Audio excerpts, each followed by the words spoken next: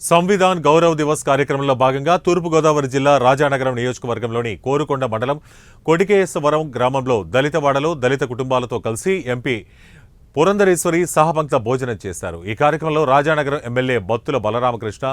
Anaparthi MLA Nallamilli Ramakrishna Reddy, RUDA chairman Boddu Venkataramana Chowdary, BJP senior నాయకులు APR Chowdary, BJP మండల అధ్యక్షులు అడప సుధీర్, ఎన్డీఏ కూటమి నాయకులు, కార్యకర్తలు తదితరులు పాల్గొన్నారు.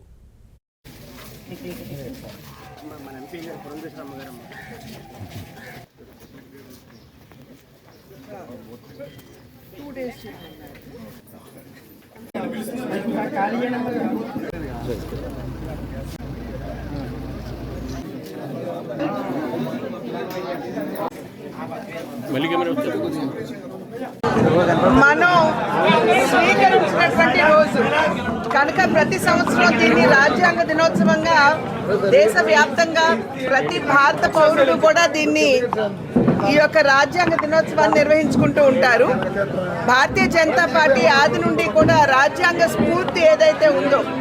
సమాజంలో ఉన్నటువంటి వారందరికీ కూడా కుల మత వర్ణ వర్గాలకు అతీతంగా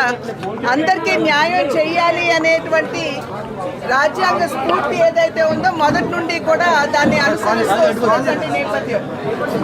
ప్రత్యేకించి ఈ మధ్య కాలంలో భారతీయ జనతా పార్టీ మీద జరుగుతున్నటువంటి దుష్ప్రచారం, సింగిల్ లార్జెస్ట్ పార్టీగా కనుక దేశంలో భారతీయ జనతా పార్టీ గెలిచినట్లయితే రాజ్యాంగాన్ని మార్చేస్తారు, తీసివేస్తారు అనేటువంటి దుష్ప్రచారం